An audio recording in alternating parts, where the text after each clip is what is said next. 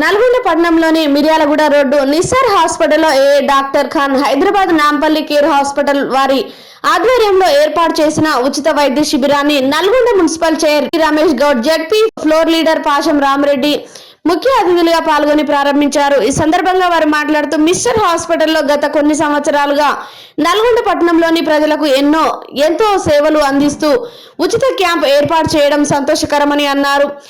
ఎంతో మంది పేదలకు మంచి వైద్యాన్ని అందించిన ఘనత ఉందని అన్నారు. ప్రముఖ కార్డియాలజిస్ట్ డాక్టర్లతో షుగర్, బీపీ, గుండె మొదలైన టెస్టులను నిర్వహించడం జరిగిందని అన్నారు. ఈ కార్యక్రమానికి కౌన్సిలర్లు అమర్, డాక్టర్లు తదితరులు పాల్గొన్నారు.